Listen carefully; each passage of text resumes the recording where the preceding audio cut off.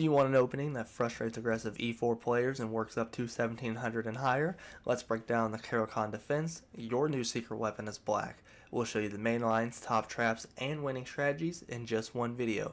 I'm Sweet Tea Jordan with thechesswebsite.com, and today I'm going to show you the Caro Kann.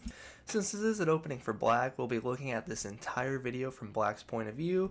The basics of the Caro Kann begin with e4, c6, d4, d5.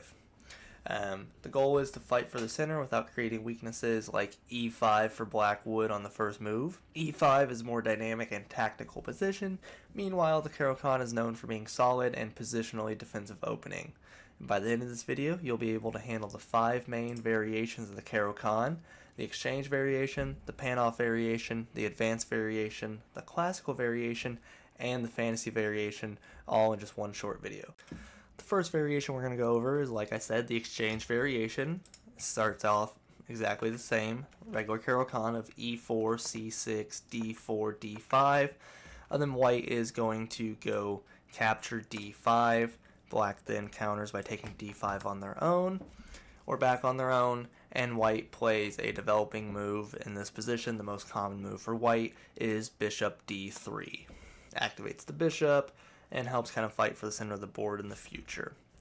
As black, you are retaliating with knight c6, putting some pressure on that d4 pawn. White's going to play back with c3 to help reinforce that pawn. Black, you just keep your development going strong with knight f6. Bishop f4 is also the most common move by white in this position, and you finish up some early game development by going bishop g4. Black has some plans to either eventually push with e6. This is why we got that bishop out, so we don't block in our own bishop, and go e7 to help defend the knight if any moves like bishop g5 come. But also black has potential opportunity to go g6 and fianchetto the bishop. And if white goes knight f3 instead, well then the knight is pinned to the queen and the knight's not going anywhere, so again black can just continue their development with one of those pawn moves. Now that we've looked at the exchange variation, let's take a few moves back and look at the panoff variation. So, let's go back a few moves. Still happens with a normal exchange on d5.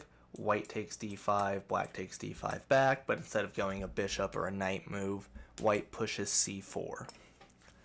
Wants to create some pressure on the d5 square, opens up a check for the queen possibly in the future if black's not careful.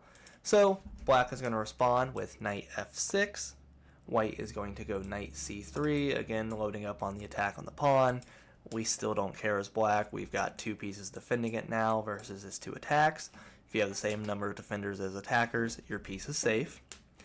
And then we're just going to follow up with knight c6. White is going to go knight f3, and same position as last time pretty much. You're just going to finish up your development with bishop g4, pinning the knight to the queen, so that knight is out of the game for a little bit, not really defending this d4 pawn. You do have some potential to go knight f5, bishop f5 if you'd rather do that. It's a little bit more defensive, you have less risk of h3 attacks coming. But as you can see from both of these positions, it's very defensive. For black, you got your development going. White is behind in development yet again, and you're just looking to eventually go e6 or g6 to let that bishop out onto the field and eventually get a castle going. The next variation we're going to go over is the advanced variation.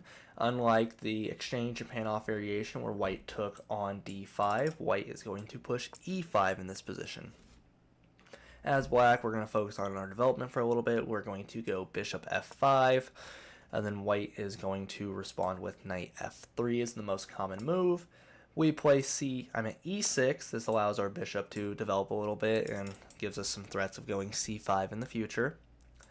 White is going to most commonly go bishop e2. There are plays for bishop e3. Either way, we will take if they go e3. But if they go e2, we're going to just bring our knight d7.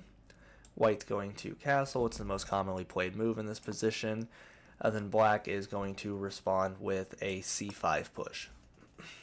This is getting ready to attack and open up the center of the board. We do have a little less development, but if white takes, then we're developing with our bishop, and then our knight is able to come to e7, and we can get our king to a safe position by castling in a few moves. The goal of the advanced variation for black is to develop the white squared bishop before you play e6, and then, like I said, prepare to push that c5 to fight for the center of the board. One tactic to be a bit careful of as black is we have now pushed our bishop all the way to f5. If white goes h4 and we don't pay attention and we go e6, we have now just lost our bishop on the spot, because after g4 our bishop has no squares to run. We go g6, they're pushing g5 to take our bishop. We can't take the bishop because I'm with a pawn with our queen there. We go e4, white is just going to push right here to f3, and then in the end there's nowhere for us to run. So if white goes h4, all you do as black is you respond with h5. White will usually go bishop d3 after, and then you just trade off the bishops for the queen in this position. After this, you are looking to again push that e6 square to solidify your position, give your queen some room to move, open up your black bishop. And then there also are some potential to go d7, because with the white bishop off the board, that is one of the main attackers aside from the queen off of that square, and we can kind of help avoid attacks from the black bishop and some other pieces by staying on those white squares as the king the best we can.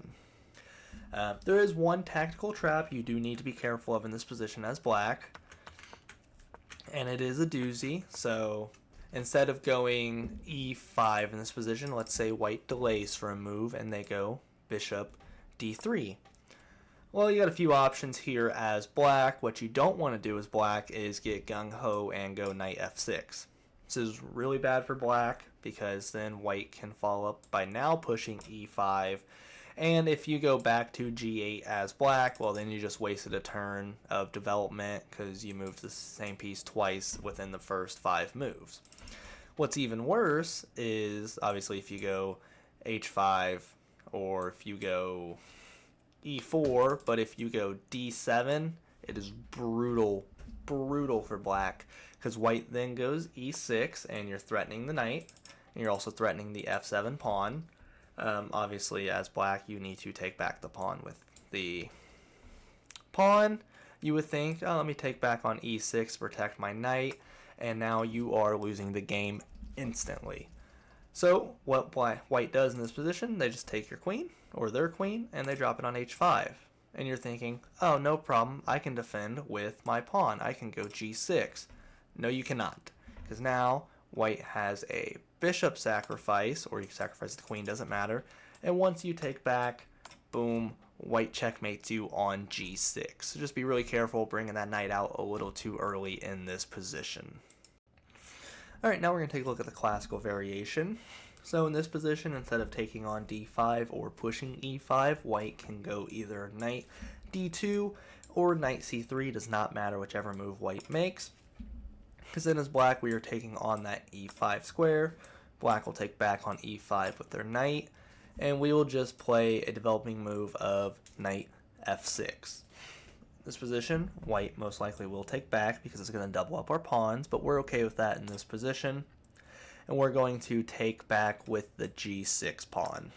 This gives us a little fianchetto opportunity with our bishop later in the game, but also after white goes c3, which is the most common move in this position, we get our bishop on f5, which is then going to eventually allow some e6 moves.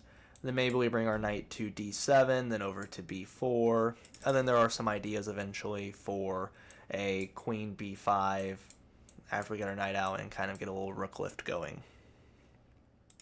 Now there is one knight trap you have to be careful of in this position. So after we take on e4 and white takes back, if we go knight f6 to threaten the knight, and white just delays a little bit on the attack by going e2 with their queen, if we make the mistake as black of going knight d7, then white has a really nice checkmate with knight d6 checkmate. You can't take back with the pawn because the pawn is pinned to the king with the queen, and you can't take with the queen on the knight because you just blocked it with your own knight. So just keep an eye out for that trap going forward.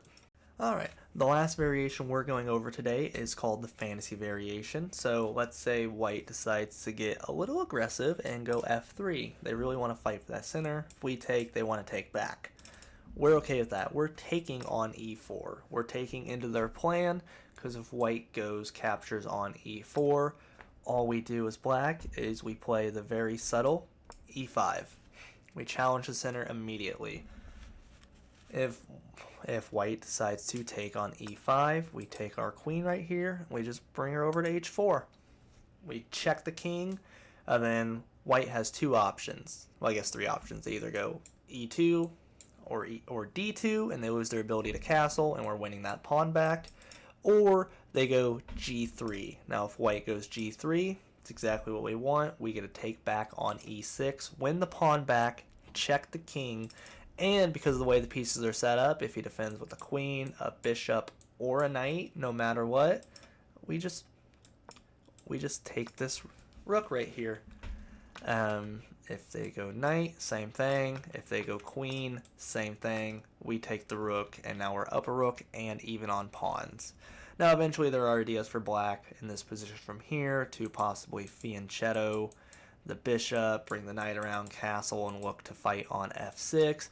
But in this position straight up, you are just up a rook, and white's in a really poor position from here.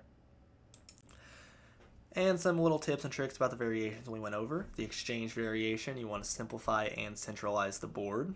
Advanced variation, we really want to undermine that d4 weakness that white creates. Fantasy variation, after we win the rook, if we win the rook, we really want to use g6 and bishop g7. Fianchetto, put more pressure on that d4 square. Classical, you can pick your flavor. You can have a solid defensive position, or you can create a bit of a sharp dynamic position. Don't fear aggression. The Karo-Khan turns it against them. I'm Sweet Tea Jordan with thechesswebsite.com. For more openings, deep dives, and chess strategies, tactics to help you master the game, head over to thechesswebsite.com. We've got you covered. Thank you. Have a nice day.